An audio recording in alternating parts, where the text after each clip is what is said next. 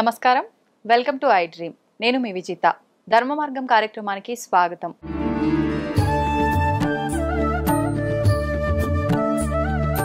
ప్రస్తుతం మనతో పాటు ఉన్నారు ఇస్కాన్ టెంపుల్ నుంచి ప్రణవానంద ప్రభుజీ. ప్రభుజీతో మాట్లాడి ఆధ్యాత్మిక పరంగా ఎన్నో మంచి మంచి విషయాలు తెలుసుకుందాము. మనకు ప్రతి ఒక్కరు కూడా చెప్తుంటారు, మనం చేసుకున్న ఈ జన్మలో చేసుకున్న పాప పుణ్యాల యొక్క ఫలితమే మనం మరొక జన్మలో అనుభవించే ప్రతి ఒక్కటి కూడా ఆధారపడి ఉంటుంది అని చెప్పి. నిజంగా ఎంతవరకు ఆధారపడి ఉంటుంది? ఇదంతా నిజమేనా? ఆధ్యాత్మిక మార్గంలో నడవాలి అనంటే ఎటువంటి మనం నియమాలు పాటించాల్సి ఉంటుంది? ఆధ్యాత్మిక మార్గం వైపు గనక మనం వెళ్తే ఈ కర్మ ఫలాన్ని తగ్గించుకునే అవకాశం ఉంటుందా? ఇలాంటి మంచి మంచి విషయాలు ఇప్పుడు ప్రభుజీతో మాట్లాడి తెలుసుకుందాం. నమస్కారం ప్రభుజీ. నమస్కారం అండి. హరే కృష్ణ. హరే కృష్ణ ప్రభుజీ. ప్రభుజీ చెప్తుంటారు కదా, అందరూ కూడా మనం ఈ జన్మలో చేసుకున్న కర్మలను బట్టే మన మరుసటి జన్మలో అనుభవించే లైఫ్ ఉంటుంది అని చెప్పి. నిజంగా ఉంటుందంటారా అలా? నిజంగానే అలా ఉంటుంది. కాబట్టి కర్మ సిద్ధాంతము మన సనాతన ధర్మంలో ఉన్నది. అలా లేకపోతే ఒకడు పేదవాడిలా, ఒకడు చాలా ధనవంతుడిలా, ఒకళ్ళు చాలా బుద్ధిమంతుడిగా, ఒకళ్ళు ఒక్కొక్క స్కిల్ ఒక్కొక్కడికి భగవంతుడు ఇచ్చాడు. దేని ఆధారంగా ఇచ్చారు అని అంటే పూర్వజన్మ ఫలితాన్ని బట్టి, కర్మను బట్టి ఒక్కొక్కళ్ళు ఒక్కొక్క విధంగా జన్మించారు. ఒకళ్ళు పొడువుగా జన్మించారు, ఒకళ్ళు పొట్టిగా జన్మించారు, ఒకళ్ళు భారతదేశంలో జన్మించారు, ఒకళ్ళు అమెరికాలో జన్మించారు. దేన్ని నిర్ధారించుకునేలా ర్యాండమ్ లో ఇలా ఇలా వేయలేదండి. అన్నీ కూడా మన పూర్వజన్మ యొక్క ఫలితము, పూర్వజన్మ యొక్క సుకృతం. దాని వల్లనే మనము ఒక్కొక్క జన్మ పొందటము అనేది జరుగుతుంది. మరి every action has equal and opposite reaction అని అంటారు కదా. మరి ఇప్పుడు అలా అనుభవించటము తథ్యమైనప్పుడు ఆధ్యాత్మిక మార్గంలో వెళ్ళటం ఎందుకు? ఈ పూజలు, గుడిలోకి వెళ్ళటం, ఇవన్నీ ఎందుకు అనే వాళ్ళకి ఏం సమాధానం చెప్తారు ప్రభుజీ? మనకి భగవంతుని ఆరాధన చేసేది మన జీవితం మొత్తం మార్చిపోయి, మన కర్మ అంతా తొలగిపోయి, మన కర్మ మొత్తం నష్టమైపోవటము అంటే మనం కేవలం ఆనందంగా ఉండటం కోసం కాదండి. ఈ కర్మ పరంపరనే ఆపడానికి. ఓకే, మనం భగవంతుని ఆశ్రయించేది ఏదో సుఖం పొందటం కోసం ఆశ్రయించకూడదు. భగవంతుడు ఏం చెప్పాడు? సర్వధర్మాన్ పరిత్యజ్య మామేకం శరణం వ్రజ అహం త్వాం సర్వ పాపేభ్యో మోక్షయిష్యామి మా శుచ. అయ్యా, నువ్వు కంగారు పడకు, నన్ను శరణాగతి చెయ్యి. అసలు ఈ కర్మకే పులి స్టాప్ పెట్టడానికి, మనం కామా పెట్టడానికి ప్రయత్నం చేయొద్దు. అందరు కూడా ఎలాగైనా సరే ఈ చెడు కర్మను ఆపేసి మంచి ఫలితాలు, మంచి ఆనందాలు, మంచి అనుభూతులు రావాలి. అది జస్ట్ మనం కామా పెడుతున్నాం అంతే. మళ్ళీ స్టార్ట్ అవుతుంది ఆ కర్మ మృత్యు పరంపర అనేది. దాన్ని పులి స్టాప్ పెట్టడానికి ఆధ్యాత్మిక మార్గము. అందుకోసం మనము కంప్లీట్ గా కర్మని తొలగించుకొని భగవంతుడి యొక్క మార్గాన్ని ప్రవేశించడమే భక్తి అని అంటే, శరణాగతి అని అంటే. ఎప్పుడైతే మనం భక్తి శరణాగతి చేస్తామో అసలు మనకి, మీరు అంటున్నారు కదా కర్మ ఫలితం కర్మనే ఉండదు, ఇంకా కర్మ ఫలితం అనుభవించాల్సిన అవసరం లేదు. కానీ ఎప్పటి వరకైతే మనం ఈ పుణ్యం చేసినా పాపం చేసినా ఈ ప్రపంచంలోకి రావాల్సింది. క్షీణే పుణ్యే మర్త్యలోకం విశంతి అని అంటారు శాస్త్రంలో. ఇప్పుడు మీరు చూడండి, మీరు ఎప్పుడైనా చిన్నపిల్లల్ని మాల్కి తీసుకెళ్ళి ఉంటారు కదా ఆడిపించడానికి. అప్పుడు మీరు డబ్బులు ఇచ్చి కొంటారు కాయిన్స్. చిన్న చిన్న గేమ్స్లలో కాయిన్స్ వేసారనుకోండి, సపోజ్ ఒక కార్ లాగా ఉంటుంది, అది ఇలా ఇలా ఇలా ఇలా ఊగుతూ ఉంటుంది. మీరు ఒక 100 రూపీస్ పెట్టి 2 కాయిన్స్ కొన్నారనుకోండి, ఆ పిల్లవాడు అంటాడు, అరే అమ్మ అయిపోయింది, నాకు ఇంకా కార్డ్స్ కావాలి, ఇంకా. అరే ఎంతసేపు ఆడావో తెలుసారా, ఎంత డబ్బులో తెలుసా, 500 అయిపోయాయి. ఏం పర్వాలేదు, నాకు 1 నిమిషంలానే అనిపించింది. ఆనందం త్వరగా జరిగిపోతుందండి. ఇంత పుణ్యం చేసామనుకోండి స్వర్గంలో మనం ఇంతసేపు ఉంటాం, ఇంత పాపం చేసామనుకోండి నరకంలో ఇంతసేపు ఉంటాం. ఎందుకో తెలుసా అండి, బాధాకరమైన సిచ్యువేషన్స్ కొద్దిసేపు దాడిపినా సరే అమ్మా ఇంకెంతసేపు మనకి ఎక్కువగా అనిపిస్తుంటుంది. కాబట్టి మనకి పుణ్యము సంపాదించి ఆనందంగా ఉంటామా అని అంటే, మనం పుణ్యం కోట అయిపోగానే తీసుకెళ్లి మళ్ళీ ఈ ప్రపంచంలో పడేస్తారు. మనం పాపం చేస్తే నరకంలో అనుభవించాల్సి వస్తుంది, మళ్ళీ జన్మలో అనుభవించాల్సి వస్తుంది. మనకి పుణ్యము వద్దు, మనకి పాపము వద్దు. భగవంతుణ్ణి శరణాగతి చేయటం వల్ల మోక్షము పొందటం మనకి ముఖ్యం. భగవంతుడి యొక్క సేవ చేసుకోవటం మనకి ముఖ్యం. అందుకే ఆధ్యాత్మికత. కానీ ఇప్పుడు ఆధ్యాత్మికత అంటే ఎలా మారిపోయింది తెలుసా అండి? ఈ పరిష్కారం చేయండి, మీకుండే కష్టాలు పోయి మీకు సుఖ సంపత్తులు మొత్తం వచ్చేస్తాయి. ఇది ఆధ్యాత్మికత కానే కాదు. ఇది కేవలం భౌతికమైన పుణ్యము మాత్రమే. ఆధ్యాత్మిక మార్గం అంటే పాపానికి సంబంధం లేదు, పుణ్యానికి సంబంధం లేదు. కేవలం భగవంతుడి యొక్క సేవ, భగవంతుడి యొక్క భక్తి. ఇది ఆధ్యాత్మిక మార్గం.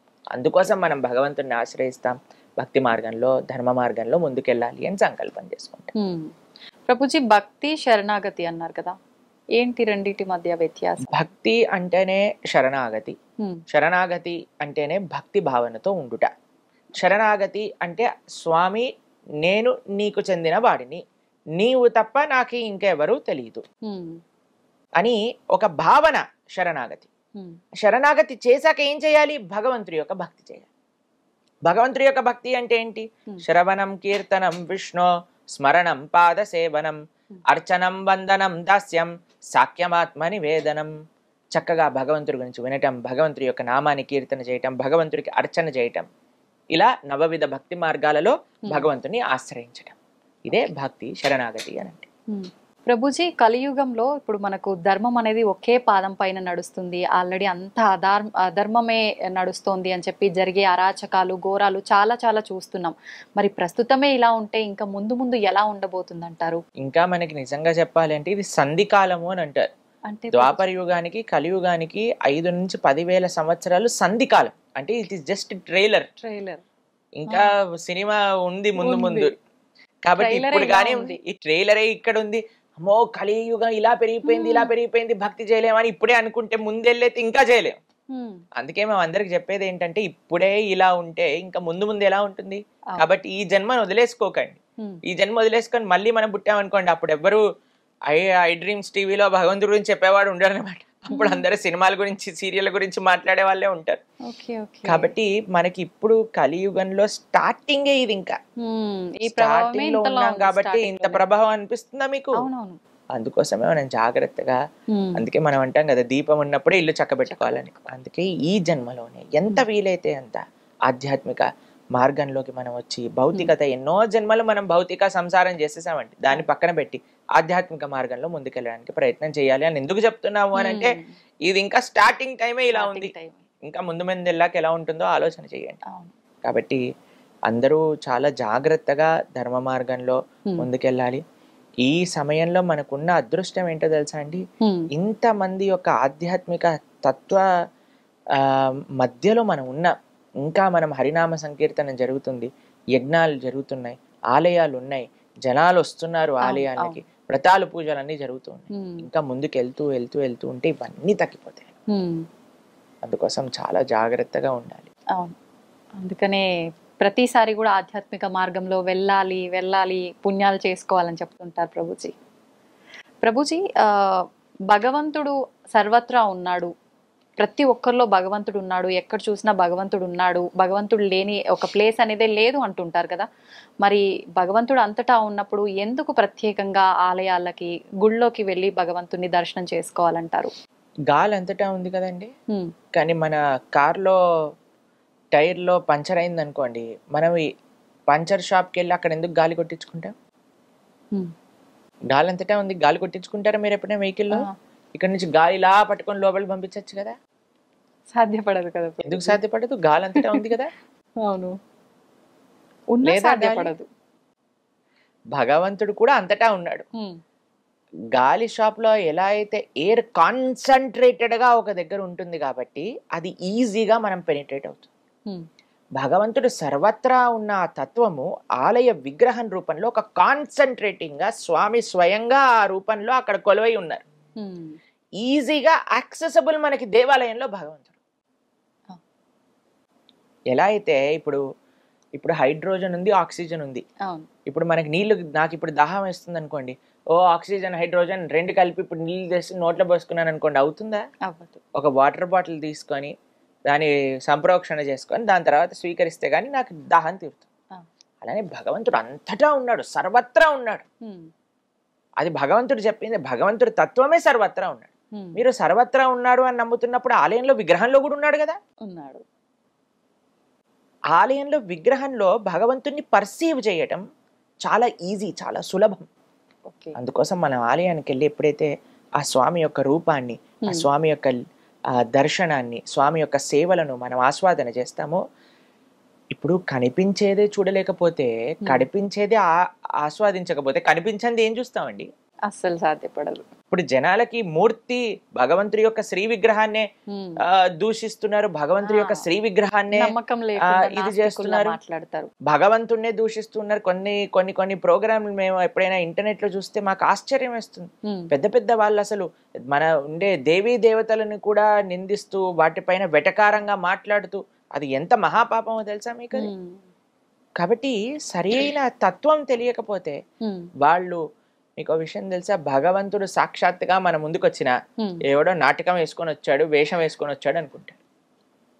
భగవంతుడిని చూడడానికి భగవంతుడి యొక్క కృప ఉండాలండి, లేకపోతే పర్సీవ్ చేసుకోలేరు. నిజంగా అంతటి అదృష్టం దక్కుతుందంటారా ప్రభుజీ? నిజంగా బ్రహ్మాండంగా ఎవరైతే వినయంతో, గర్వం లేకుండా శాస్త్రం పైన, ఆచార్యుల పైన, భక్తుల పైన నమ్మకం పెడతారో అటువంటి వాడికి భగవద్ దర్శనం అయి తీరుతుంది. కానీ ఎవరైతే గర్వంతో, అహంకారంతో నేనే పోటుగాడిని అని అనుకొని అందరిని నిందిస్తున్నారో అటువంటి వాడికి ఎన్నటికీ భగవద్ దర్శనం కాదు, మహాపాపం చుట్టుకుంటాం. కాబట్టి మనం ఏదో మైక్ ఇచ్చాం కదా, కెమెరా ఉంది కదా అని మనకి ఇష్టం వచ్చినట్టు మాట్లాడకూడదు, చాలా జాగ్రత్తగా ఉండాలి. ప్లస్ ఇంకో విషయం చెప్తాను, ఎవరిని ఏం అడిగి తెలుసుకోవాలి అనే విషయం కూడా మనకు తెలిసి ఉండాలి. ఇప్పుడు చూడండి, మేము మీ దగ్గరకు వచ్చి ఒక న్యూక్లియర్ రియాక్టర్ని ఎలా ఆఫ్ చేయాలి అని అడిగాను అనుకోండి, మీరేం చెప్తారు? ఎవరైతే న్యూక్లియర్ సైంటిస్ట్ ఉన్నా ఆయన అడగండి అని. మనం వెళ్ళి ఆధ్యాత్మికత గురించి ఎవరెవరినో కూర్చోబెట్టి అడిగేసాం అనుకోండి, వాళ్ళ దగ్గర నుంచి వచ్చే సమాధానాలు అలానే ఉంటాయి. భగవంతుడి గురించి తెలుసుకోవాలి అని అంటే భాగవతోత్తముని అడగాలి. కాబట్టి ఎవరైతే ఆ విషయం గురించి నేర్చుకున్నారో, చదువుకున్నారో అటువంటి వ్యక్తిని మనం ఆశ్రయించడం ఫస్ట్. ప్లస్ వ్యక్తి కూడా మనకి పరిజ్ఞానం ఉన్నంత వరకే ఆన్సర్ చెప్పాలి, దాని ప్రకారంగానే మాట్లాడితే అప్పుడు ఆయన మర్యాద అనేది కూడా ఉంటుంది. కాబట్టి అది చాలా ముఖ్యమైన తత్వం ఆధ్యాత్మికతలో. తెలిసిన విషయాలు వినయంగా ఎప్పుడైతే మనం స్వీకరిస్తామో భగవంతుడు కనిపించి తీరుతాడు, దాంట్లో ఎటువంటి సందేహం లేదు. ఎవరో కోటికి ఒకరు ఉండుంటారు అట్లాంటి అదృష్టవంతులని నేను అనుకుంటా ప్రభుజీ ఈ కలియుగంలో. కృష్ణుడు భగవద్గీతలో ఏమని చెప్పారు తెలుసా? మనుష్యానాం సహస్రేషు, అంటే 1,00,000 మందిలో ఒక్కడు భగవంతుని తెలుసుకుంటాడు. వాసుదేవ సర్వమితి సమహాత్మ సుదుర్లభ, చాలా చాలా దుర్లభం భగవంతుడే అంతటా ఉన్న తత్వము అని తెలుసుకునేవాడు అని. పాపం కృష్ణుడికి ఆ ఎక్స్పెక్టేషన్ ఉందంటే అది రియాలిటీనే కదండి. పాపం కృష్ణుడి ఎక్స్పెక్టేషన్ అంతే ఉంది. బహూనాం జన్మనామ్యంతే జ్ఞానవాన్ మాం ప్రపద్యతే వాసుదేవ సర్వమితి సమహాత్మ సుదుర్లభ. బహూనాం చాలా చాలా జన్మలు ఎత్తి ఎత్తి సంసారంలో అనుభవించి తర్వాత తెలుస్తుందట అటువంటి వ్యక్తికి అయ్యా కృష్ణుడే సర్వత్వము అని. అటువంటి వ్యక్తి చాలా దుర్లభమైన మహాత్ముడు అని కృష్ణుడు చెప్పాడు భగవద్గీత. కాబట్టి అంత ఈజీ కాదండి భగవంతుడి గురించి అర్థం చేసుకోవటం. కానీ ఎవరికైతే వినయం ఉంటుందో, విశ్వాసం ఉంటుందో వాడు అర్థం చేసుకోవచ్చు. ఇది సీక్రెట్. సీక్రెట్ ఇస్ వినయం అండ్ విశ్వాసం. ఇప్పుడు రివీల్ అయిపోయింది సీక్రెట్. ఓకే ప్రభుజీ, ధ్యానం చేస్తే చాలా మంచిదని అంటుంటారు. నిజంగా ధ్యానం చేస్తే అంత మంచిదా? ఎందుకు చేయాలి అసలు ధ్యానం? మనకి మనసుని నిగ్రహించడం. ఇప్పుడు మనసు ఏం చేస్తుందంటే అండి, వాయోరివ సుదుష్కరం అని భగవద్గీతలో అర్జునుడు కృష్ణుడికి చెప్తారు. మనసుని నిగ్రహించడం అనేది చాలా కష్టమైన విషయం. ఇప్పుడు చూడండి, ఒక్క నిమిషంలో మన ఇద్దరం మాట్లాడుకుంటున్నట్టే ఉంటుంది, కానీ మనసు అలా రౌండ్ తిప్పేసి వచ్చేస్తుంది అనమాట. మేము మాట్లాడే లోపల అన్ని ప్రదేశాలు వెళ్ళిపోయి నెక్స్ట్ ఏంటి, ఎల్లుండి ఏంటి, పోయిన సంవత్సరం ఏంటి, వచ్చే సంవత్సరం ఏంటి అన్ని తిరిగేసి వచ్చేస్తుంది. అంతే, అంత కెపాసిటీ మనసుకుంది. మనసుని నిగ్రహించడం అనేది ఎందుకు? ఒక పిల్లవాడు అల్లరి చేస్తున్నాడు అనుకోండి, అటు వెళ్తున్నాడు ఇటు వెళ్తున్నాడు ఏడుస్తున్నాడు అంటే అమ్మ ఏం చేస్తుంది, ఒక బొమ్మ తెచ్చి చేతిలో పెడుతుంది. ఎప్పుడైతే బొమ్మ చేతిలో పట్టుకుంటాడో దాంతో ఆడుకుంటూ కూర్చుంటాడు. అలా మన మనస్సు యొక్క తత్వం ఏంటి అంటే, ఇటు పరిగెత్తా అటు పరిగెత్తా, దీని గురించి ఆలోచించా, అక్కర్లేని విషయాలని నెత్తిపైన తెచ్చుకొని ఇది నా కష్టాలు, ఇది నేనే ఉద్ధరించాల్సింది అని అనవసరమైన విషయాలన్నీ మన మనసు మన పైన వేసుకుంటుంటుంది. దీన్ని ఎలా ఆపటం అంటే, ఒక చిన్న పిల్లవాడికి ఎలా అయితే మనస్తత్వమో మనసు కూడా అదే మనస్తత్వం. కాబట్టి మనసుకు ఒకటి ఇవ్వాలి. మీకు ఒక విషయం చెప్తాను. ఒక పిల్లవాడు తపస్సు చేశాడు అనమాట. ఒక యోగి వచ్చాడు ఆ మార్గంలో వెళ్తూ ఉంటే. ఆ యోగిని అన్నారు, అయ్యా నేను ఇంత తపస్సు చేశాను కదా, నాకు ఏదో ఒకటి వరంగా ఇవ్వు అని అంటే ఆ యోగి సరే అయ్యా తదాస్తు, నువ్వు ఏం అడిగినా ఇస్తాను, నాకు ఒక జీనీ కావాలి అని అడిగి. జీనీ అంటే ఒక ఆత్మ లాంటిది అనమాట. అంటే మనం ఏం చెప్పినా చేసేది అనమాట.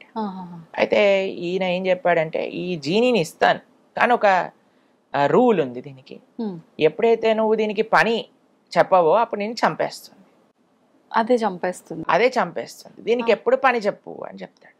సరే అని ఇంటికి తీసుకెళ్తాడు. ఇంటికి తీసుకెళ్ళంగానే చూస్తాడు, ఓ ఇల్లంతా గలీజ్ గా ఉంది, ఇల్లు శుభ్రం చేయి, ఒక్క నిమిషంలో శుభ్రం చేసేస్తుంది, బాసనలు దోమేస్తుంది, వంట చేసేస్తుంది, ఇల్లు కడిగేస్తుంది, వరండా క్లీన్ చేస్తుంది, గార్డెనింగ్ చేసేస్తుంది. ఇంకేం పని ఉంటుందండి వీడు పని కోసం ఆలోచిస్తున్నాడు, కత్తి తీసింది చంపేయడానికి, దగ్గరకు వస్తుంది అంటే అరే ఏం చెప్పంటారు వీడికి పని అంతే, సరే ఒక పని చేయి, మెట్లెక్కు కిందికి దిగు అని అన్నాడు. సరే మెట్లెక్కుతుంది కిందికి దిగుతుంది, నేను చెప్పేంత వరకు మెట్లెక్కుతూ కిందికి దిగు అని, మెట్లెక్కుతుంది కిందికి దిగుతుంది, వీడికి ఏమైనా పని గుర్తొచ్చింది అనుకోండి అప్పుడు ఈ పని చేయమంటాడు, ఆ పని అయిపోగానే మెట్లెక్కు కిందికి దిగు, అది పైకి ఎక్కుతుంది కిందికి ఎక్కుతుంది, కిందికి దిగుతుంది. కానీ ఆపాము అని అంటే చంపేస్తుంది. మన మనసు కూడా అలాంటిది, దాన్ని దేంట్లోనైనా ఎంగేజ్ చేయలేకుండా ఖాళీగా పెట్టామనుకోండి మనల్ని పిండ ఆరేస్తుంది అనమాట. కాబట్టి అందుకే ideal mind devil's workshop అంటారు. కాబట్టి మనము ఎప్పుడైతే ధ్యానం చేస్తాం, మంత్ర ధ్యానము అని అంటాం. మనం మా భక్తి మార్గంలో కృష్ణ భక్తి సాంప్రదాయంలో మేము చేసేది మంత్ర మెడిటేషన్ అంట, మంత్ర ధ్యానం. అంటే మంత్రం పఠిస్తూ భగవంతుడి పైన ధ్యానం చేయడం. మంత్ర అంటే మనత్రాయతే ఇది మంత్ర, మనస్సుని సంస్కరించేదే మంత్రము, మనస్సుని మంచి మార్గంలో పెట్టేదే మంత్రము, మనస్సుని నిగ్రహించేదే మంత్రం. అందుకే హరే కృష్ణ కృష్ణ కృష్ణ హరే హరే, హరే రామ రామ రామ హరే హరే. ఈ మంత్రాన్ని మేము ప్రతిరోజు 2 గంటల సేపు ధ్యానం చేస్తాం, మంత్ర పఠనత. ఎందుకు అనంటే ఆ 2 గంటలు ఇప్పుడు మనం ఫోన్ ఎలా అయితే బ్యాటరీ రీఛార్జ్ అవ్వడానికి ఛార్జింగ్ పెడతామో, మన మనస్సుకి, మన శరీరానికి, మన ఇంద్రియాలకు ఒక ఛార్జింగ్ ప్రొద్దున పూట లేసా చేసేసుకున్నాం అనుకోండి, రోజంతా ఇంకా మాకు ఇంకా తిరుగులేనట్టు ఎనర్జీ వచ్చేస్తుంది అనమాట. ఇప్పుడు చూడండి ఈ రోజు మీతో మాట్లాడేటప్పుడు ఇది నాది 6వ ప్రోగ్రామ్. ఎంత ఎనర్జెటిక్ గా ఉన్నారు. ఎలా వచ్చింది ఎనర్జీ అని అంటే ఆ కరెంట్ వైర్ లో కరెంట్ వేలు పెట్టామనుకోండి, ఆ కరెంట్ షాక్ తో ఇలా ఊగిపోతాం కదా. కృష్ణ ఈ సోర్స్ ఆఫ్ పవర్, ఆయనతో మనం కనెక్షన్ పెట్టుకోవటం ఏంటి అంటే ఆయన నామాన్ని జపం చేయటం. ఎప్పటి వరకైతే ఆ పవర్ కనెక్టెడ్, ఇప్పుడు చూడండి మీరు ఫోన్ కి ఛార్జింగ్ పెట్టి ఎన్ని రీల్స్ తిప్పినా సరే ఏం అవ్వదు. కాబట్టి అలా ఆ పవర్ కనెక్షన్ ఉంచుకోవటమే మంత్ర, మనత్రాయతే ఇది మంత్ర. కాబట్టి మంత్ర జపం, సాధన ఇవన్నీ ఉండటం చేత మనస్సు నిగ్రహం అవుతుంది. అందుకే ఆధ్యాత్మిక మార్గంలో ఈ మంత్ర అనేది అంత ముఖ్యం అన్నమాట. కాబట్టి ఈ హరే కృష్ణ మహామంత్ర, హరే కృష్ణ కృష్ణ కృష్ణ హరే హరే, హరే రామ రామ రామ హరే హరే, ఇది షోడశాక్షరనామ్నాం కలి కల్మషనాశనం నాతర పరతరోపాయ సర్వవేదేషు దృశ్యతి అని అంటే. కలి కల్మషాన్ని, కలి అన్నిటికంటే పెద్ద స్థానం ఏంటో తెలుసండి, కలి ఉండేది మనసు. కాబట్టి ఆ కలి ప్రభావం మొత్తం కూడా బయటికి తీసేస్తుంది, ఈ మంత్రానికి అంత శక్తి ఉంటుంది. కాబట్టి అందరూ చక్కగా జపం చేయండి, మనసుని మంచి మార్గంలో పెట్టండి. ప్రభుజీ, కొత్తగా ధ్యానం చేయాలనుకునే వాళ్ళు ఇందాక మీరు చెప్పినట్టుగా ఒక్క దగ్గర ఏకాగ్రత అనేది పెట్టలేకపోతుంటారు. రకరకాల ఆలోచనలు, ఎన్నో రకాల జరిగినాయి, జరగబోయేవి వస్తూనే ఉంటాయి కళ్ళ ముందరికి, ఎంత చేద్దామన్నా కుదరదు. అలాంటి వాళ్ళ పరిస్థితి ఎలా సాధ్యపడుతుంది? మనసు పని ఆలోచించడం, మీ పని మంత్రాన్ని జపించడం. అంతే, మనసుని పట్టించుకోవద్దు. మంత్రాన్ని జపం అంటే ఏంటో తెలుసా అండి? మనం మంత్రాన్ని ఎలా జపించాలి అంటే మన చెవులకి వినపడాలి. మనం అనే మంత్రం మనకి వినిపించాలి. హరే కృష్ణ కృష్ణ కృష్ణ హరే హరే, హరే రామ రామ రామ హరే హరే. మన మంత్రం మనం వింటున్నామా? అదే మన ధ్యాస. మనసు అక్కడ వెళ్ళండి, ఆస్ట్రేలియాకి వెళ్ళనివ్వండి, యూకేకి వెళ్ళనివ్వండి, అమెరికాకి వెళ్ళనివ్వండి, అది పడివ్వండి. మనం ఎప్పుడైతే ఇలా మెల్లమెల్లగా మంత్రాన్ని వింటూ జపిస్తూ ఉంటామో, ఇప్పుడు చూడండి పిల్లలు అల్లరి చేస్తున్నప్పుడు వాళ్ళు ఏమనుకుంటారంటే, అమ్మ ఏదో కిచెన్ లో బిజీగా ఉంది, నాన్న ఆఫీస్ పని చేసుకుంటున్నాడు కాబట్టి అటు వెళ్తున్నాడు. తను ఒకసారి అమ్మ ఏయ్ అన్నదనుకోండి, వాళ్ళు అక్కడ ఉంటారు. మంత్రం ఏం చేస్తుంది, మనసు ఇటు ఇటు అటు ఇటు పరిగెత్తుంది. హరే కృష్ణ అనగానే అయ్యో వీడు ఏం చేస్తున్నాడు, గమనిస్తున్నాడా నన్ను నేను అటు ఇటు పరిగెత్తుతున్నానని వచ్చి మన దగ్గర కూర్చుంటుంది. మెల్లమెల్లగా మెల్లమెల్లగా మెల్లమెల్లగా ఆ సాధన వల్ల మనసు మన దగ్గరకు వస్తుంది. ఫస్ట్ మనసు గురించి పట్టించుకోకండి, మంత్రం పైన ఫోకస్ పెట్టండి. మంత్రం ఎప్పుడైతే మనం అధ్యయనం చేస్తున్నామో మనస్సు కూడా మన దగ్గరకు వచ్చి కూర్చుంటుంది, చక్కగా మనం చెప్పిన మాట. సమయం పడుతుంది, ఓపిక అవసరం. సమయం చూసుకోవాలంటారా ప్రభుజీ ధ్యానం చేయటానికి? కరెక్ట్ సమయం ఏంటంటారు? తెల్లవారుజామున సత్వగుణంలో ఉన్నప్పుడు అన్నిటికంటే బెస్ట్. ఎందుకంటే ఒకసారి టైం ప్రోగ్రెస్ అవుతూ ఉంటే మీకు తెలుసు, అవును, పిల్లలు, స్కూలు, ఇంట్లో పనులు, వంటలు, ఆఫీసులు, పరిగెత్తటం, అప్పుడు వచ్చి మిమ్మల్ని ప్రశాంతంగా కూర్చొని జపం చేయమంటే మీకు అవుతుందా చెప్పండి? అస్సలు కుదరదు. కాబట్టి ఇవన్నీ స్టార్ట్ అవ్వక ముందే మనం జపం చేయాలి. లేకపోతే మన జపం హరే కృష్ణ హరే కృష్ణ, పాలు లోపల పెట్టు, రామ్ రామ్ హరే హరే, తొందరగా వెళ్ళు బస్ టైం అయిపోయింది, ఇలా అయిపోతుంది. అవునవును. కాబట్టి ఎవరు లేవక ముందే మనం లేస్తే మన ఆధ్యాత్మిక సాధన నడుస్తుంది. లేదంటే ఉపయోగమే లేదు, ఎన్నాళ్ళు చేసినా వ్యర్థం. ఇప్పుడు ఎంత మనము యాక్టివ్ అయిపోయాం అనుకోండి, ఈ రోజులో అందరూ యాక్టివ్గా ఉన్నారనుకోండి, మనం కూడా యాక్టివ్ అవ్వాల్సి వస్తుంది. అవును. ఇప్పుడు రాత్రిపూట వెళ్ళి సాధన చేసుకుంటామంటే అలసిపోతారు కదా. ప్రొద్దునంతా మనం పని చేసో చదువుకోనో వెళ్ళి వెనకాలకి వెళ్ళి అప్పుడు నేను జపమాలు పట్టుకుంటే ధ్యానంగా చేసేది యోగ నిద్ర. కాబట్టి ప్రొద్దున పూట తెల్లవారుజామున త్వరగా పడుకొని త్వరగా లేచి స్నానం చేసి దేవుడి దగ్గర దీపం పెట్టుకొని కూర్చొని జప అనుష్ఠానం చేయండి. అసలు తిరుగులేని శక్తి మీ సొంతం అవుతుంది. ప్రభుజీ, మనం తీసుకునే ఆహారాన్ని బట్టి కూడా మన ఆలోచన విధానం ఆధారపడి ఉంటుందంటారు కదా. అలా అయితే శాకాహారం భోజనం మాత్రమే తీసుకునే వాళ్ళు ఉంటారు, వాళ్ళు అంత సాత్వికంగా ఉన్నట్టుగా ఏం కనిపించరు కదా, మరి ఆహార ప్రభావం ఉన్నట్టు ఎలా? సాత్వికమైన ప్రవృత్తి కావాలి అని అంటే సత్వగుణంలో ఉండాలి. అది కేవలం ఆహారం కాదు, ఇంకా చాలా ఫ్యాక్టర్స్తో. మీకు ఒక విషయం చెప్తాను. ఈ ప్రపంచం నుండి ప్రతి వస్తువు కూడా సత్వ రజస్తమో గుణములలో కేటగరైజ్ చేసి ఉంటుంది అనమాట. చూడండి, కేవలం శాకాహారం తిని DJ sound dim dim dim dim అని డీజే సౌండ్ విన్నాడు అనుకోండి, వాడు సత్వగుణంలో ఉన్నవాడు కాదు. కాబట్టి సత్వము అనంటే ఒక ఎంటైర్ సిస్టమ్ ఆఫ్ సత్వ. సత్వగుణంలో ఉండే వ్యక్తి ఏం చేస్తాడు? తెల్లవారుజామున లేస్తాడు, స్నానం చేసుకుంటాడు, ప్రతిరోజు దేవాలయానికి వెళ్తాడు, చక్కగా సాత్వికమైన ఆహారాన్ని.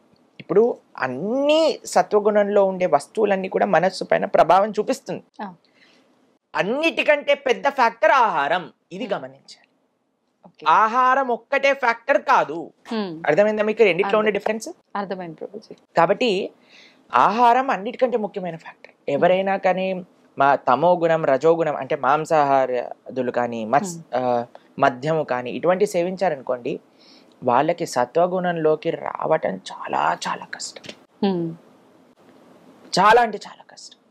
కాబట్టి ఎవరైనా ఈ మానవ జన్మని చక్కదిద్దుకోవాలి అని అనుకున్న వారు ఎవరైనా ఉంటే సాత్వికమైన ఆహారాన్ని తీసుకోవటమే శ్రేయస్కరం. మాంసాహారము మహాపాతకములలో ఒకటి అని శాస్త్రములో చెప్పున్నది. కాబట్టి మనం ఎప్పుడు కూడా మాంసాహారం వైపు వెళ్లకుండా కూరగాయలలో కూడా సత్వరజస్తమో గుణములు, ఉల్లిపాయలు తమో గుణం రజోగుణానికి చెందినవి. కాబట్టి ఇప్పుడు ఆహారంతో పాటు మిగతావన్నీ కూడా మనం దృష్ట్యా పెట్టుకుంటే అప్పుడు మనకి మంచి సత్వగుణంలో ఉన్న వాళ్ళం అవుతాం. ఇప్పుడు మీకు ఒక విషయం చెప్తానండి. ఇప్పుడు ఆధ్యాత్మిక మార్గంలో ఉన్న వాళ్ళకి కొన్నిసార్లు మీరు అనుకోవచ్చు, అరే వీళ్ళకి కోపం ఉంది కదా, అరే ఈయన ఇలా మాట్లాడుతున్నాడు కదా, అలా అనుకున్నారనుకోండి. మీకు ఒక విషయం చెప్తాను. ఒక వ్యక్తి రోగం ఉన్నది, ఓకేనా, నడుము నొప్పి ఉంది, కాళ్ళ నొప్పి ఉంది, తలనొప్పి ఉంది, జ్వరంగా ఉంది, గొంతు నొప్పి ఉంది, థ్రోట్ ఇన్ఫెక్షన్ లాగా అనిపిస్తుంది. ఇంట్లోనే కూర్చున్నాడు, ఇంకా పెరుగుతుంది రోగం. పక్కింట్లో ఇంకొకటి కూడా అదే సిమ్టమ్స్ ఉన్నాయి. ఆయన డాక్టర్ దగ్గరికి వెళ్ళి జాయిన్ అయ్యాడు. డాక్టర్ అన్నాడు, నువ్వు సెలైన్ పెట్టుకో, ఈ మెడిసిన్ వేసుకో అని. ఇప్పుడు సెలైన్ పెట్టి మెడిసిన్ వేసుకున్న మరుక్షణం మొత్తం రోగం పోతుందా? టైం పడుతుంది, కొద్దిగా టైం పడుతుంది. ఆధ్యాత్మిక మార్గంలో ప్రయాణించే వ్యక్తి రోగం ఉంది అని తెలుసుకొని డాక్టర్ దగ్గర వెళ్ళిన వ్యక్తి. కాబట్టి మెల్లమెల్లగా రోగం పోతుంది, ఎందుకంటే చికిత్స చేసుకుంటున్నాడు కాబట్టి. కానీ ఈ వ్యక్తి ఎవరైతే బయట నుంచి అరుస్తున్నాడో, వాడికి ఇంకా జ్వరం ఉంది, వాడికి ఇంకా అహంకారం ఉంది, కోపం ఉంది అన్నవాడు, వీడైతే ఇంకా హాస్పిటల్కి రావట్లేదు, ఆ ప్రయత్నమే లేదు కదా. కాబట్టి మనము ఎవరిని జడ్జ్ చేయకూడదు ఎక్స్టర్నల్స్గా, వెయిట్ చేయాలి. ఆధ్యాత్మిక మార్గం దాని ఆ మనస్సు పైన ఆ మెడిసిన్ ప్రభావం చూపించి ఒకరోజు తప్పకుండా ఆయన మంచి వ్యక్తిగా మారుతారు. కాబట్టి మన డ్యూటీ ఏంటి? సత్వగుణంలో ముందుకెళ్ళటం, ధర్మ మార్గంలో ముందుకెళ్ళటం, ధార్మికంగా ప్రవర్తించడం, ఇది మనకి. ప్రభుజీ, జీవహింస, మనం మాంసాహారం తినడం అంటే ఒక జీవిని హింస పెట్టి చంపేస్తున్నాము. అసలు జీవహింస గురించి పురాణాల్లో ఏముంది? మనం ఎంత చెప్పినా మానని వాళ్ళు ఉన్నారు. అలా ఏం లేదండి, మన ప్రవచనాలు విని చాలా మంది వేలల్లో మాంసాహారాన్ని వదిలేసిన వాళ్ళు నాకు తెలుసు. సంతోషం ప్రభుజీ, నిజంగా అలాంటి మార్పు వచ్చినందుకు. చాలా మంది మన ఛానల్లో మీరు చూడండి, ఎంతో మంది మనకు చెప్తారు, ప్రభుజీ మేము మాంసాహారాన్ని వదిలేసాము, మేము ఈ రోజు నుంచి నాన్ వెజిటేరియన్ తినము అని. చాలా సంతోషం వేస్తుంది మాకు అలాంటి వాళ్ళని చూస్తే. ఇప్పుడు చూడండి, మీకు ఒక్క విషయం చెప్తానండి. మనకి ఇంత చిన్న దోమ కుడితేనే బ్యాట్ పట్టుకొని మహాభారత యుద్ధం చేసినట్టుగా ఎక్కడుందా దోమ, దాన్ని చంపేయాలి అని 4-5 బ్యాట్లు పట్టుకొని తిరుగుతారు. ఇంత పెద్ద బండ లాంటి శరీరంలో ఒక చిన్న దోమ కుడితేనే మనం తట్టుకోలేకపోతున్నాం కదా. అలాంటిది ఒక ప్రాణిని చంపేస్తుంటే మన మనసు ఎలా ఒప్పుకుంటుంది చెప్పండి? శాస్త్రంలో ఏం చెప్పారు తెలుసా? మాంసం అని మనం అంటూనే దాని యొక్క అర్థం ఏంటి అని అంటే, నేను నిన్ను ఎలా అయితే చంపుతానో నువ్వు నన్ను అలా చంపడానికి నేను నీకు పర్మిషన్ ఇస్తున్నా. అంటే ఏ ప్రాణినైతే మనం చంపుతామో వచ్చే జన్మలో ఆ ప్రాణి మనల్ని చంపుతుంది. దాంట్లో ఇంకొక చిన్న అడిషన్ అండి, ఎన్నిసార్లు చంపుతుంది అని అంటే, ఆ ప్రాణి యొక్క శరీరం పైన ఎన్ని వెంట్రుకలైతే ఉన్నాయో అన్నిసార్లు మనల్ని చంపుతుంది. ఇది వింటే ఎవ్వరు తాకరు ప్రభుజీ మాంసాహారం, భయం వేస్తుంది. అలా విన్నా సరే మారని వాళ్ళు కూడా ఉంటారు. కానీ మన ప్రార్థన ఏంటంటే, మనం ఎవరిని ఏమనట్లేదండి, మన శాస్త్రంలో ఉన్న విషయం శాస్త్రంలో కూడా వదిలేసేయండి. మనం ఇప్పుడు చూడండి, ఏ ప్రాణి అయినా చావడానికి పుడుతుందా చెప్పండి? లేదు. ఇంట్లో కుక్కలను పెంచుకుంటారు, ఎంత అల్లారు ముద్దుగా పెంచుకుంటారు. అమ్మో మై డాగి అని. ఇప్పుడు కుక్క అన్నా సరే వాళ్ళ కోపం వస్తుంది. అవును ప్రభుజీ. ఎందుకు? దానికి ఇంకా ఒక మేకకి ఏం డిఫరెన్స్ ఉంది చెప్పండి? అది ప్రాణి ఇది ప్రాణి కదా, అది జంతువు ఇది జంతువు కదా, ఇది పిల్లలు పెడుతుంది అది పిల్లలు పెడుతుంది. దీదెంత ప్రేమగా చూసుకుంటుందో పిల్లల్ని అది కూడా అంతే ప్రేమగా చూసుకుంటుంది కదా. ఒక ఆవుకి ఒక కుక్కకి తేడా ఏముంది? ఒక పందికి ఒక కుక్కకి ఏం తేడా ఉంది? ఒక కోడికి ఒక కుక్కకి ఏం తేడా ఉంది? ఒక కుక్కకి ఒక మనిషికి ఏం తేడా ఉంది? అన్నిటికీ ప్రాణి, అన్నిటికీ ఫీలింగ్స్ ఉన్నాయి, అన్నిటికీ పెయిన్ ఎక్స్ప్రెస్ చేసే ఒక మెంటాలిటీ ఉన్నది. అందరికి ఇప్పుడు మేకని చంపాలంటే అది వచ్చి చంపు చంపు చంపు, నేను నీకోసమే పుట్టాను, నన్ను కత్తి తీసుకొని చంపాను మమ్మల్ని ప్రాధేయపడుతుందా చెప్పండి? లేదు. ఏడుస్తాయి ప్రాణులన్నీ ఎవరైనా తన ముందు జరిగేది ఏదైనా చూసాననుకో. కాబట్టి ఆ నెగిటివిటీ, ఒక ప్రాణి చనిపోతుందంటే ఎంత ఏడుపు, ఆ ఘోష, అదంతా మన లోపలికి వచ్చి మనం కూడా తయారవుతాం. కాబట్టి మాంసాహారం తిననేకూడదు. ఇది చూడండి, మీకు ఒక విషయం చెప్తాను, ఆధ్యాత్మికంగా నో వే మాంసాహారం తినటం. Okay, big no. సెకండ్, మానవత్వ రూపంలో ఆలోచించినా సరే మాంసాహారం అనేది చాలా పెద్ద క్రైమ్ అది. మూడో విషయం చెప్తాను, ఎన్వైరన్మెంటల్ విధంగా ఆలోచించామండి. ఒక 300 మంది తినే తిండిని ఒక ప్రాణికి తినిపించి ఆ ప్రాణిని చంపి ఒక 20 మంది తింటారు. అంటే ఎంత మంది ఆహారం వేస్ట్ అవుతుందో ఇక్కడ చూడండి. కేవలం ఒక 50 మంది 20 మంది తినే తిండికి 350 మంది తినే తిండిని ఒక ప్రాణికి తినిపిస్తున్నాం. ఎన్వైరన్మెంటల్ ఇంబ్యాలెన్స్ అవ్వడానికి ఇది చాలా పెద్ద కారణం. ఎన్వైరన్మెంటల్గా, అలానే మానవీయంగా, అలానే చూస్తే మీరు ఆధ్యాత్మికంగా, ఆరోగ్యరీత్యా మీకు 100 ఎగ్జాంపుల్స్ చూపిస్తాను. డాక్టర్స్ ఇప్పుడు మాంసాహారం వద్దు, వీగన్ అని ప్రపంచం మొత్తం కూడా వీగనిజం, ప్లాంట్ బేస్డ్ డైట్ అని వైపు వెళ్తూ ఉంటుంది, మీరు చూసే ఉంటారు. కాబట్టి ఇప్పుడు చూడండి, చాలా మంది అంటారు మనకి ఇలా కెనైన్ టీట్ ఉన్నాయి, కెనైన్ టీట్ ఉంటే మనం కార్నివరస్ అని. ఇప్పుడు కార్నివరస్, ఇప్పుడు చూడండి, కుక్క కానీ మీరు పులి కానీ ఏం చేస్తాయండి? అదేమన్నా వండుకొని తింటాయా? మసాలాలు వేసి తందూరి చేసుకొని తింటాయా? అది పచ్చిగా తింటాయి. కాబట్టి దానికోసం అని ఆ పండ్లు ఇచ్చారు, మీరు కూడా పచ్చిగా తినండి. వెళ్ళి మార్కెట్లో ఇక్కడ మేక అనిపిస్తుంది అని పట్టుకొని యాని కొరికి తినండి, అప్పుడు మనకేం ప్రాబ్లం ఉండదు. కానీ మనం మాత్రం దాన్ని చంపి వండుకొని తింటున్నామంటే you are not meant for that. Plus మీకు ఒకటి చెప్తాను, కార్నివరస్ యానిమల్స్ అంటే మాంసాహారం తినే జంతువులకి ప్రేగులు చిన్నగా ఉంటాయి, ఎందుకంటే అది తొందరగా బయటికి వెళ్ళిపోవాలన్నమాట. కానీ మనది ఆవుకి ఎలా అయితే హెర్బివరస్ యానిమల్స్ కి ఎలా అయితే ఇంటెస్టైన్స్ ఉంటాయో అలా మనకు ఉంటాయి. అలా మనకి ఇంటెస్టైనల్ సిస్టమ్ వచ్చినప్పుడు మనం ఎప్పుడైతే మాంసాహారం తింటామో అది అరగడానికి 2-3 రోజులు పడుతుంది. అంటే మన శరీరంలోనే కుళ్ళిపోతుంది. దానివల్ల కొలెస్ట్రాల్ అని, క్యాన్సర్స్ అని చాలా ఎక్కువ మనకి రీసెర్చెస్ కూడా చూస్తున్నాం ప్రభుజీ ప్రెజెంట్. ఇది ఆరోగ్యరీత్యా. తర్వాత మీరు ఎన్నైనా మీరు చెప్పండి ప్రభుజీ ఏ ఫ్రంట్ లో మాంసాహారం తింటాం కరెక్ట్ అంటే ఏ ఫ్రంట్ లో కూడా మాంసాహారం తింటాం. మాంసాహారాన్ని బంద్ చేసేయాలి. కానీ ప్రభుజీ మీరు అన్నారు ఆధ్యాత్మిక పరంగా దూరము ఏ రకంగా పనికి రాదు అని. కొంతమంది అంటారు ఇప్పుడు ఆధ్యాత్మిక పరంగా అమ్మవార్లకి జంతు బలులు ఇస్తుంటారు, అది ఎప్పటి నుంచో వస్తున్న ఆచారము. అమ్మ వారు అని మీరు అంటున్నారు కదా, అమ్మతనము అని మనం ఒక దేవతని అమ్మ అని పిలిచినప్పుడు నీకెంత అమ్మనో ఆ మేకకు కూడా అంతే అమ్మ ఆ తల్లి. శివుడిని ఏమంటారండి? పశుపతి అని అంటారు. అంటే పశువులకి ఆయన పతి, అంటే పశువులకి ఆయన ఒక నియంత, పశువులకి స్వామి. శివుడి యొక్క భార్యే కదండి అమ్మవారు. ఇప్పుడు ఈయనేమో పశువుని ప్రేమించే వ్యక్తి అయితే ఆవిడ్ని చంపేసైనా ముందు వేసేసే మేకని అప్పుడే నేను కృపణిస్తా అంటే ఎంత అన్యాయం చెప్పండి. అలా అమ్మవారు అంటదా చెప్పండి? అసలు ఎక్కడ ఏ శాస్త్రం నుంచి తెచ్చారు ఏంటి అసలు? అసలు అవైదికం అది. అమ్మ జగదంబ అంబిక, అమ్మతనంలో ప్రేమ ఉంటుంది కానీ అమ్మతనంలో హింస ఉండదండి. కాబట్టి పశువు బలి అనేది వైదికం కాదు. కాబట్టి అమ్మవారికి ఎవ్వరికి పశు బలి ఇవ్వటం వీలే ఉండదు. మాంసము మద్యము ఎవరైతే సమర్పణ చేస్తారో అది తామసిక ఆరాధన అవుతుంది. అటువంటి వాళ్ళ ఫలితాలు ఇప్పుడు పెద్ద పెద్ద వాళ్ళు కూడా టీవీలో కూర్చొని కంపల్సరీ మీరు పెట్టాల్సిందే నాన్ వెజిటేరియన్, కంపల్సరీ మీరు పెట్టాల్సిందే లిక్కర్ అని మాట్లాడుతున్నారు.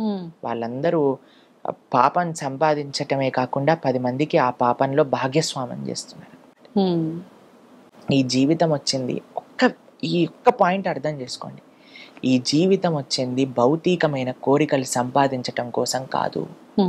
ఈ జీవితం మనకి భగవంతుడు ఇచ్చింది, భగవంతుడిని అర్థం చేసుకొని భగవంతుడికి శరణాగతి చేసి ఈ జన్మ మృత్యు పరంపర నుంచి దాటి భగవంతుడి లోకానికి వెళ్ళటం.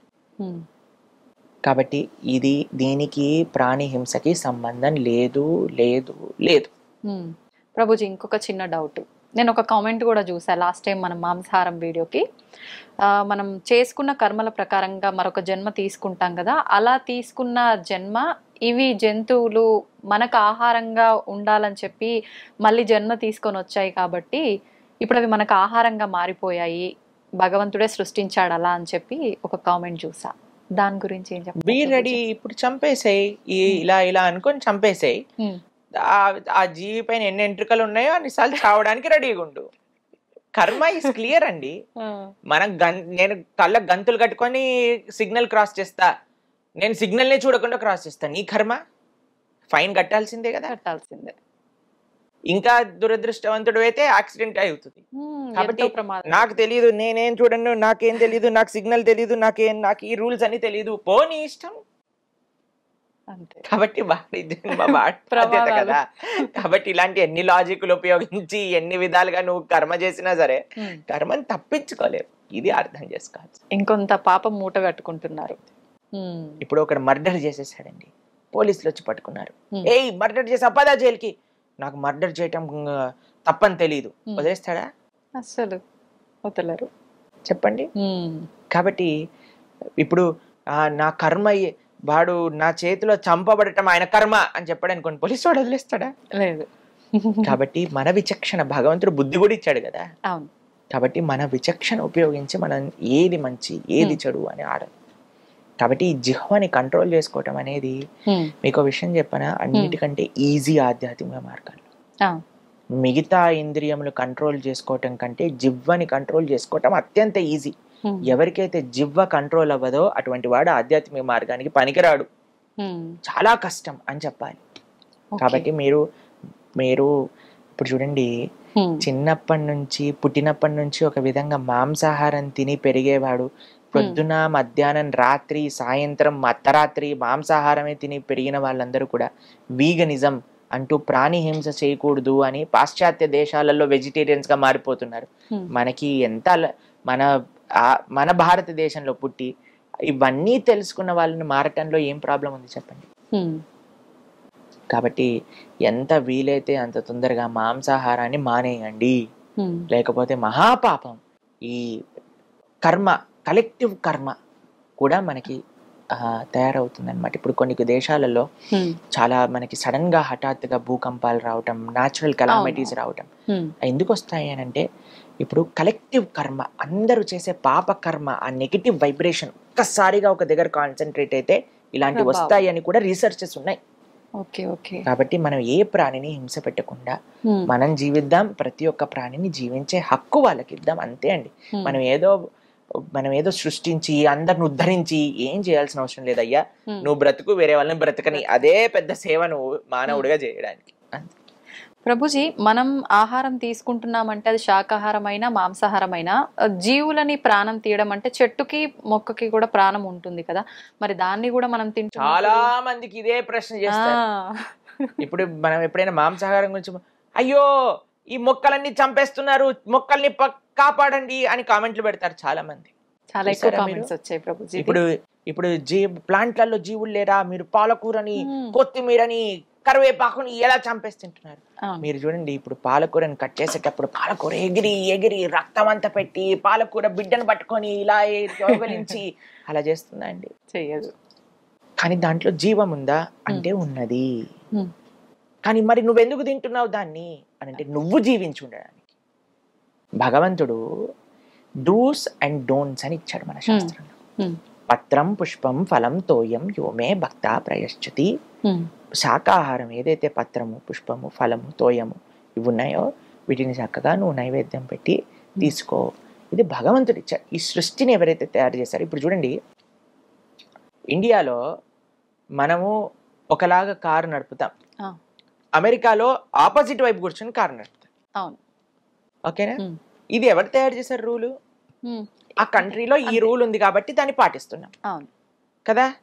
ఈ సృష్టిని తయారు చేసిన భగవంతుడు ఒక రూల్ ఇచ్చాడు, అయ్యా మాంసాహారాన్ని తినకూడదు, శాకాహారాన్ని తినవచ్చును. ఓకేనా? క్లియర్ గా ఉంది. కాబట్టి ఆయన ఇచ్చిన రూల్ ప్రకారంగా, ఆయన ఇచ్చిన ఇన్స్ట్రక్షన్స్ లో అహింస అని అంటే లీస్ట్ హింస. అహింస అంటే అన్నిటికంటే తక్కువ హింస. ఇప్పుడు నువ్వు డిసైడ్ చేసుకో, అయ్యా నేను శాకాహారం తినకుండా కూడా బ్రతుకుతా అని ఎవరికైనా అనిపిస్తే, గాలిని పీల్చుకొని బ్రతుకుతా, you are most welcome to do it. కానీ ఎవరైనా అయ్యా మాంసాహారం తినలేకపోతే మరి నేనేం తినాలి? నువ్వు శాకాహారాన్ని తినచ్చు, బ్రతుకు, ప్రేమని పంచు, ధర్మాన్ని ఆచరించు అని భగవంతుడు. దీన్ని వితండవాదం చేసి మరి జంతువులలో కూడా ఉన్నప్పుడు మరి చెట్లలో కూడా ఉంది, ఏం తినకు. Who said no? If you can live just with water and air, do it. If you cannot, then don't kill anything, just eat plants. అది మనం చెప్పాను. కరెక్ట్ ఆన్సర్ వచ్చేసింది ప్రభుజీ చాలా కామెంట్స్ కి. ఇప్పుడు ఈ వీడియోకి ఏం కామెంట్స్ వస్తాయో చూడాలి. నేను ముందు కామెంట్స్ ఓపెన్ చేస్తున్నా. చూడండి, కుక్కతో ఒక వంకర అని కొంతమంది మారరు. అవునవును. కాబట్టి అటువంటి వాళ్ళ కోసం ఏం చేయాలంటే ప్రార్థన చేయాలి. ఇప్పుడు ఇంత చెప్పినా అర్థం, చాలా చిన్న విషయం అండి. ఒక ప్రాణి మనం హింస పెట్టకూడదు, ఎంత బేసిక్ విషయం అండి అది. నిజంగానే. దానికి ఇంత మొత్తుకొని చెప్పాల్సి వస్తుంది, అయినా సరే అర్థం చేసుకోవట్లేదు అని అంటే, అంటే ఇంకా వాళ్ళకి ఇంకా మారరు అనేది అర్థం. అంతే. కాబట్టి మనం జస్ట్ భగవంతుడికి ప్రార్థన చేయాలి, తండ్రి వాళ్ళని కూడా మంచి ధర్మ మార్గంలో నడిపించు, అంతే, ఇంకేం చెప్పలేము. మన వంతు ప్రయత్నం మనం చేసాం, ఆ పైన భగవంతుడి పైన భారం. ప్రభుజీ, దానం విషయానికి వస్తే కూడా అపాత్ర దానం పనికిరాదు అంటుంటారు, దాని వల్ల కూడా పాపం జరుగుతుంది అని అంటుంటారు. నిజమే అంటారా ప్రభుజీ? కృష్ణుడు భగవద్గీతలో ఈ విషయం గురించి చెప్తారండి. ఎవరికైతే పాత్రత లేదో వాళ్ళకి దానం ఇవ్వకూడదు. ఇప్పుడు చూడండి, ఒక ఆయన వచ్చి మిమ్మల్ని డబ్బులు అడిగాడు, 100 రూపాయలు ఇచ్చారనుకోండి, వాడు వెళ్ళి సిగరెట్ తాగి మందు కొట్టాడు అనుకోండి, వాడి వచ్చిన పాపం కూడా మీ దగ్గరికి వచ్చేస్తుంది. ఓకే. కాబట్టి మనం ఎప్పుడు కూడా అపాత్రతా దానం చేయకూడదు. ఎవరికి దానం ఇస్తున్నాం, ఎక్కడైతే మనం కాన్ఫిడెంట్ గా ఉన్నామో నా డబ్బులు ఇయ్యటం చేత మంచి జరుగుతుంది, అక్కడ మనం దానం ఇవ్వాలి. వాళ్ళకు ఉపయోగపడి ఒక దైవ కార్యక్రమానికి కానీ, ఇప్పుడు ఆలయ వ్యవస్థకు అందరూ అంటారండి, ఆలయానికి ఎందుకు డబ్బులు ఇవ్వాలి, ఎందుకు డొనేషన్స్ ఇవ్వాలి, ఎందుకు మీరు డొనేషన్స్ అడుగుతున్నారు. ఇప్పుడు ఒక పెద్ద ఆలయ వ్యవస్థ, ఇప్పుడు ఫర్ సపోజ్ ఇప్పుడు నేను ఇస్కాన్ ఆదిలాబాద్ మేము అధ్యక్షత వహిస్తూ అక్కడ సేవ అందిస్తూ ఉన్నాం అనమాట.